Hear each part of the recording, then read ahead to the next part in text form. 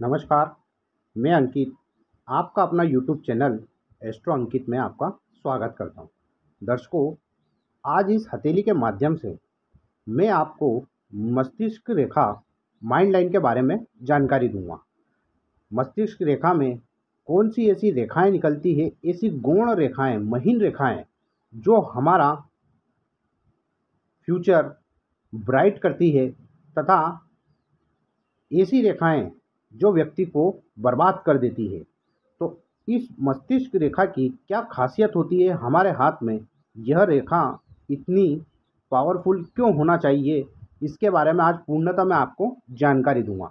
उससे पूर्व दर्शकों, आप यदि वीडियो को पहली बार देख रहे हैं तो वीडियो को लाइक, चैनल को सब्सक्राइब व ज़्यादा से ज़्यादा शेयर जरूर करें।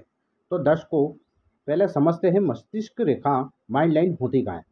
हमारी यह जो रेखा होती है इसे हम जीवन की रेखा कहते हैं तथा यहीं से एक रेखा, यह जो देख रहे हैं आप, इस जीवन रेखा के समीप यहाँ से निकलने वाली रेखा को हम माइंड लाइन कहते हैं। अब यदि माइंड लाइन, यह मस्तिष्क रेखा चंद्र पर्वत की ओर चली जाती है, यानी कि इस क्षेत्र को हम भारी मंगल का क्षेत्र कहते हैं तथा यह जो क्षेत्र होता है इसे ही हम चंद्र का पर्वत कहते हैं। यदि किसी व्यक्ति के हाथ में माइंड लाइन चंद्र पर्वत तक चली जाती है तो ऐसा व्यक्ति होता तो भाग्यशाली है, किंतु दर्शकों ऐसा व्यक्ति बहुत सोचता है, यानी कि चंद्र पर्वत कल्पनाशील होता है, यानी कि ऐसा व्यक्ति ख्यालों में खोया हुआ रहता है, कल्पना बहुत ज़्यादा करता है, किंतु ऐसा व्यक्ति भाग्यशाली जरूर होता है। यदि यह माइंड लाइन, आपने देखा होगा दर्शकों, यह जीवन रेखा होती है तथा बहुत से लोगों के हाथ में इस मस्तिष्क रेखा में यहाँ पर गैप होता है। तो जब किसी व्यक्ति के हाथ में मस्तिष्क रेखा में यहाँ पर गैप लेकर निकले, ऐसा व्यक्ति बहुत माइंडेड होता है, बहुत भाग्यशाली होता है ऐसा व्यक्ति। किंतु ऐसा व्यक्ति बहुत जिद्दी स्वभाव का भी होता है, क्योंकि जब यह गैप लेकर ऐसी रेखा निकलती है तो ऐसा व्यक्ति सुनता किसी की नहीं है, जिद्दी स्वभाव का होता है और अपने मन की ही ऐसा व्यक्ति करता है, किंतु ऐसा व्यक्ति ब्रिलियंट माइंड का जरूर होता है।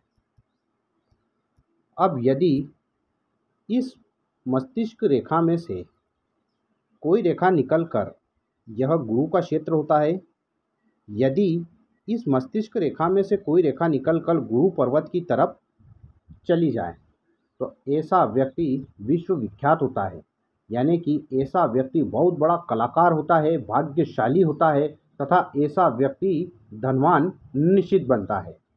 यदि इसी माइंड लाइन में से कोई रेखा शनि पर्वत की तरफ चली जाए तो ऐसा व्यक्ति बहुत बड़ा रिसर्चर, यानी कि खोजी प्रवृत्ति का होता है तथा ऐसा व्यक्ति नए नए जीवन में आय के नए नए स्रोत खोजता रहता है तथा उन पर कार्य करता है। ऐसा व्यक्ति दिमाग से बहुत माइंडेड होता है तथा शारीरिक रूप से भी ऐसा व्यक्ति बहुत मेहनत करता है। अब यदि इस रेखा में से कोई रेखा निकलकर सूर्य पर्वत की तरफ चली जाए तो ऐसा व्यक्ति बहुत बड़ा राजनेता बनता है। ऐसे व्यक्ति को जीवन में मान सम्मान, धन, यश, वैभव सब कुछ प्रदान होता है। ऐसा व्यक्ति आईएएस, आईपीएस तथा ऐसा व्यक्ति सरकारी नौकरी में उच्च पद आसीन होता है। वह राजनीति में ऐसा व्यक्ति खूब सक्सेस होता है तथा इसको दौलत व शोहरत दोनों चीज़ें ऐसे व्यक्ति को, जिसे हम कहते हैं नेम एंड फेम, ऐसे व्यक्तियों को जरूर प्राप्त होता है। अब यदि इस रेखा में से कोई रेखा निकलकर बुद्ध पर्वत तक चली जाए तो ऐसा व्यक्ति ब्रिलियंट होता है, ऐसा व्यक्ति वणिक बुद्धि का होता है, यानी कि ऐसा व्यक्ति बहुत बड़ा व्यापारी बनता है तथा ऐसा व्यक्ति जीवन में 36 साल के बाद बहुत ज़्यादा सक्सेस होता है और उच्च कोटि का व्यापारी बनता है, यानी कि ऐसा व्यक्ति बहुत ही बड़ा बिजनेसमैन बनता है। उसके बाद दर्शकों, यदि यह जो क्षेत्र होता है हथेली के मध्य में, इसे हम राहु का क्षेत्र कहते हैं। यदि आपकी मस्तिष्क रेखा राहु के क्षेत्र में जाकर यहाँ तक रुक जाए व यहीं से कोई एक भाग्य की रेखा निकलकर शनि पर्वत तक चली जाए, ऐसा व्यक्ति जीवन में करोड़ों अरबों का मालिक बनता है। यानी कि राहु तक माइंड लाइन का रुकना तथा वहीं से एक भाग्य रेखा का चलना, ऐसा व्यक्ति जीवन में करोड़ों अरबों का मालिक बनता है, क्योंकि राहु अनएक्सपेक्टेड गेन देता है। यानी कि जो आपने कभी सोचा ना हो वो राहु देव देते हैं। अचानक तरीके से सडनली व्यक्ति को दिवालिया कर देना या आबाद कर देना, यह सिर्फ और सिर्फ राहु देव ही कर सकते हैं।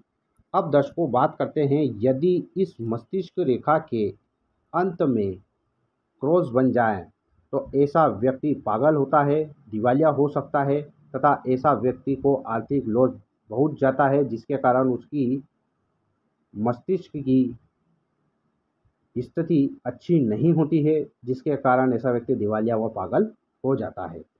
यदि मस्तिष्क रेखा रुक रुक कर चलती हो तो ऐसा व्यक्ति भी दिमागी तौर पे अशांत होता है तथा ऐसा व्यक्ति का दिमाग अच्छा नहीं होता है, वह भी पागल या दिवालिया होने की स्थिति में, क्योंकि किसी भी रेखा का टूट टूट कर चलना उसके शुभ परिणाम में वह घट जाता है, उसका शुभ परिणाम हमें कतई कभी भी नहीं प्राप्त होता है तथा ऐसा व्यक्ति माइंडली तौर पर बहुत ही परेशान रहता है तथा उसको कोई गंभीर बीमारी या हम जिसे कहते हैं चंद्र के द्वारा देने वाली बीमारी, जिसे हम मन आपका अशांत हो, दिमाग आपका काम न करता हो, यानी कि पूर्ण रूप से ऐसा व्यक्ति मानसिक रूप से प्रताड़ना झेलता है। उसके बाद दर्शकों, यदि माइंड लाइन नीचे जाकर यहाँ मणिबंध रेखा को मिल जाए, वह इस मणिबंध रेखा को मिलने के बाद यहाँ अंत में क्रॉस बन जाए, ऐसा व्यक्ति निश्चित तौर पर आत्महत्या करता है, सुसाइड करता है। दर्शकों, यदि ऐसी रेखा किसी व्यक्ति के हाथ में होती नज़र आपको आए तो ऐसा व्यक्ति निश्चित तौर पर सुसाइड जरूर करता है।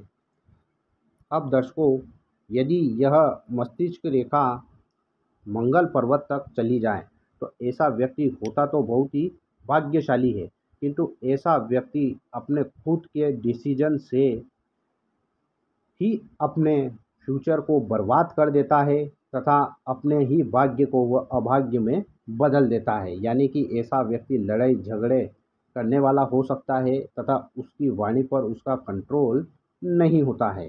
तो दर्शकों, यह जो मस्तिष्क रेखा जितनी सीधी होगी तथा जितनी महीन होगी और जितनी पतली होगी, ऐसा व्यक्ति उतना भाग्यशाली होता है। यदि किसी व्यक्ति के मस्तिष्क रेखा पर ट्रायंगल हो तो ऐसा व्यक्ति को जीवन में हर मुसीबत से यह ट्रायंगल बचाता है तथा ऐसे व्यक्ति को यह ट्रायंगल जीवन में धनवान अवश्य बनाता है। तो दर्शकों, आज बात हुई हमारी मस्तिष्क रेखा को लेकर। यदि वीडियो आपको अच्छी लगे दर्शकों तो वीडियो को लाइक और चैनल को सब्सक्राइब जरूर करिएगा।